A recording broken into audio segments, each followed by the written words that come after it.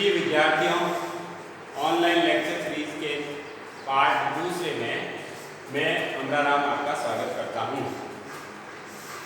BA प्रथम वर्ष का पहला प्रश्न पत्र है प्राचीन भारत का इतिहास आदिकाल से 750 ईस्वी तक। उसमें पहला जो पाठ है हमारा पाठ्यक्रम के तहत यूनिट 1 के पहला पाठ है प्राचीन भारत के इतिहास के मुख्य स्रोत, यानी प्राचीन भारत के इतिहास को जानने के स्रोत कौन कौन से हैं।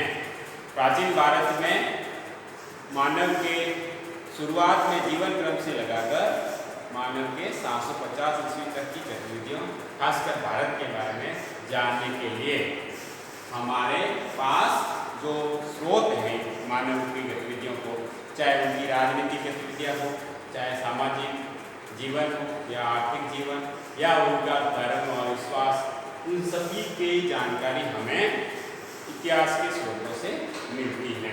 इतिहास जानने के स्रोतों को 3 स्थूल खंडों में विभाजित किया गया है। पुरातात्विक स्रोत जिसके 6 भाग हैं, दूसरा है साहित्यिक स्रोत, तीसरा है विदेशी लेखकों और यात्रियों के विवरण। प्राचीन भारत के इतिहास जानने के 3 स्रोत, पुरातात्विक स्रोत, साहित्यिक स्रोत और विदेशी लेखकों और यात्रियों का विवरण। पुरातात्विक स्रोतों को पुनः 6 भागों में विभाजित किया गया है, जिसमें पहला है अभिलेख, फिर दूसरा मुद्राएं, तीसरा मुहरे, मुद्रा में मुद्रा या सिक्का, सिक्के, मुहरे, चौथा मूर्तियां, शैल चित्र इत्यादि एवं चित्रकला, स्मारक जिसमें भवन और मंदिर आते हैं, और उत्खनित पुरावशेष यानी जमीन से निकाले गए उत्खनित किए गए पुरावशेष, ये आते हैं पुरातात्विक स्रोत में इतिहास जानने के। फिर दूसरा आता है साहित्यिक स्रोत। साहित्यिक स्रोतों को पुनः 2 भागों में बांटा गया है, धार्मिक साहित्य और धर्मेतर साहित्य। धार्मिक साहित्य के इतर जो साहित्य है वो धर्मेतर साहित्य। धार्मिक साहित्य को पुनः 3 भागों में, ब्राह्मण साहित्य, बौद्ध साहित्य और जैन धर्म से संबंधित साहित्य। धर्मेतर साहित्य को पुनः 3 भागों में, लौकिक साहित्य, ऐतिहासिक या अर्ध ऐतिहासिक साहित्य और क्षत्रिय भाषा के ग्रंथ, ये सभी आते हैं साहित्यिक स्रोत जो इतिहास जानने के हैं, धार्मिक साहित्य और धर्मेतर साहित्य। फिर अंत में आता है विदेशी लेखकों और यात्रियों के विवरण। भारत के बारे में जानकारी मिलती है यूनान व रोम के लेखकों द्वारा, चीनी लेखकों जिसमें त्सिंग हेनसांग इत्यादि, और अरब लेखक। फिर आता है पुरातात्विक स्रोत। अब हम पुनः इतिहास जानने के 3 स्थूल खंडों को जो विभाजित है पुरातात्विक स्रोत में, साहित्यिक स्रोत में और विदेशी लेखकों और यात्रियों के विवरण, इन सभी को पुनः अलग अलग भाग में पढ़ेंगे। जैसे पहला आता है पुरातात्विक स्रोत। पुरातात्विक स्रोत में ये है अभिलेख, मुद्रा या सिक्के, मुहरे, मूर्तियां या शैल चित्र, चित्रकला, स्मारक, भवन, मंदिर और उत्खनित पुरावशेष। इसमें पहला है अभिलेख। कौन सा है? पुरातात्विक स्रोत में पहला है अभिलेख। पुनः अभिलेखों को, यानी जो अभिलेख है वह किस तरह की वस्तु पर उत्कीर्णित किए गए हैं, खुदवाए गए हैं, उनके आधार पर उनको कुछ वर्गों में विभाजित किया गया है। उत्कीर्ण वस्तु के आधार पर इनके वर्ग, किसके वर्ग? अभिलेखों के।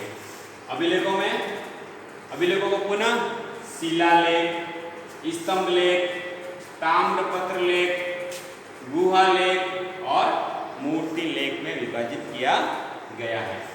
शिलालेख जो बड़ी सी चट्टान पर किसी राजा द्वारा या कोई बड़े धनवान व्यक्ति द्वारा या कोई सामंत द्वारा या अन्य प्रकार की कोई किसी पद धारण करने वाले व्यक्ति द्वारा या किसी मंदिर नामक संस्था द्वारा जो बड़ी सी शिला या चट्टान पर जो उत्कीर्णित किया गया है उसे शिलालेख कहा जाता है। शिलालेखों के प्रमुख उदाहरण हैं अशोक के शिलालेख और खारवेल का हाथी गुफा कुछ क्लासिक उदाहरण है, शास्त्रीय उदाहरण है, जैसे खारवेल का हाथी गुम्फा अभिलेख या रुद्रदमन का जूनागढ़ अभिलेख। अभिलेखों से उस तात्कालिक समय के बारे में जानकारी मिलती है। जैसे क्या जानकारी मिल सकती है अभिलेखों से कि वो संबंधित अभिलेख किस राजा ने खुलवाया या किस व्यक्ति ने या किस संस्था ने खुलवाया। ठीक है, उस पर उस समय की तात्कालिक परिस्थितियों के बारे में, सामाजिक व आर्थिक परिस्थितियों के बारे में बताया गया है। सबसे ज़्यादा राजा और उनके संबंधी या राजा का किसी अपने पड़ोसी राज्यों के साथ संबंध के बारे में बताया गया है। राजा या उनके संबंधी यानी राजनीतिक गतिविधियों के बारे में अभिलेखों में से जानकारी मिलती है। साथ ही साथ अभिलेखों से कौन से क्षेत्र में खुदा हुआ है तो उस क्षेत्र में सभ्यता के विकास क्रम का पता चलता है। क्षेत्र के बारे में सभ्यता का विकास क्रम का पता चलता है। इस शिलालेखों पर अगर किस तरह की भाषा लिखी हुई है या किस तरह से लिखा गया है, भाषा लिखने की लिपि कौन सी है उससे भी पता चलता है। जैसे अशोक के शिलालेखों पर ब्राह्मी लिपि, खरोष्टी लिपि, अरामाइक लिपि, यूनानी लिपि, इस तरह से लिपियों के बारे में, उन लिपि से उनके उस दौरान की भाषा के विकास के क्रम को भी हम जानकारी प्राप्त कर सकते हैं। यहाँ तक कि समाज के सभी वर्गों के बारे में भी अगर जो कोई जानकारी दी गई है तो पता चलता है। तो यानी अभिलेखों से उस क्षेत्र की राजनीतिक, सामाजिक, आर्थिक, धार्मिक, क्षेत्रीय या भाषाई लिपि से संबंधित या कोई सांस्कृतिक अभिरुचि है किसी राज्य की, उसके बारे में जानकारी मिलती है। अब अभिलेख में पहला होगा शिलालेख। शिलालेख में खारवेल का हाथी गुम्फा अभिलेख, अशोक के बहुत सारे शिलालेख है, रुद्रदमन का जूनागढ़ अभिलेख। सख्त नरेश रुद्रदमन का जूनागढ़ जो गुजरात में है वहाँ का है। इस अभिलेख से, इस शिलालेख से क्या मिलती जानकारी? सुदर्शन झील के बारे में जानकारी मिलती, किसने बनवाई, जैसे चंद्रगुप्त मौर्य ने बनवाई। इस तरह से बहुत सारी जानकारी मिलती है। यहाँ तक कि रुद्रदमन के समय उसका पुनर्निर्माण किया गया था, उसके बारे में जानकारी मिलती है। फिर आता है स्तंभ लेख। स्तंभ लेख में बहुत सारी प्रसिद्ध चीजें हैं, खासकर अशोक सम्राट, मौर्य सम्राट अशोक के बारे में जानकारी मिलती है और इनके बारे में उस समय के सापेक्ष जो जानकारियाँ होती है वो मिलती है। एक प्रसिद्ध उदाहरण है समुद्रगुप्त का स्तंभ लेख, जिसे प्रयाग प्रशस्ति के नाम से भी जाना जाता है, जिसमें समुद्रगुप्त के विजयों के बारे में खासकर जानकारी मिलती है। फिर ताम्रलेख। ये ताम्रलेख 600 से 1200 ईस्वी जो पूर्व मध्यकाल कहा जाता है, उस दौरान बहुत सारे मिले। इससे ये पता चलता है कि उस दौरान सामंत राजाओं के साथ साथ सामंतों ने भी भूमि अनुदान दिए और उस दौरान सामंती व्यवस्था की जानकारी अगर हमें जाननी होती है, जानकारी चाहिए होती है, उस दौरान के ताम्रपत्र लेखों से बहुत अच्छी जानकारी मिलती है। कुछ गुहा लेख हैं, यानी गुफाओं की चट्टानों के अंदर कुछ लेख खुदवाए गए हैं। उसके कुछ खास उदाहरण हैं।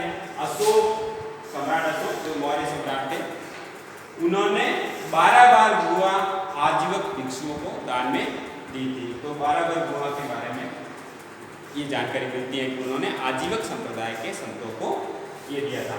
फिर सातवाहन नरेशों के महाराष्ट्र के नासिक, नानाघाट के आसपास की गुहा लेखों से क्षेत्र की जानकारी मिलती है। खासकर पश्चिमी तट से व्यापार वाणिज्य के बारे में बहुत जानकारी मिलती है। मूर्ति लेख, यानी किसी देवताओं की मूर्ति बनवाने के दौरान नीचे संबंधित राजा का नाम लिखा जाता है, या कोई साधु संत है उसके द्वारा भी मतलब मूर्तियाँ खुदाई गई हैं तो वो जानकारी मिलती है। तो ऐसा ही कुछ क्लासिक उदाहरण है। रामगुप्त जो गुप्त नरेश था, वो बीच में उस अवधि के दौरान रहा था, तो उनकी जानकारी जो है वो जैन मूर्ति लेखों से पता चलती है। कौन से मूर्ति लेखों से? जैन मूर्ति लेखों से।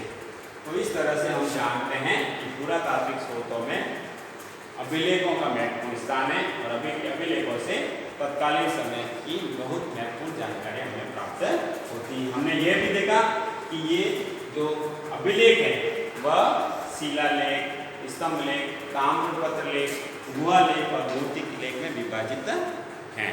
धन्यवाद।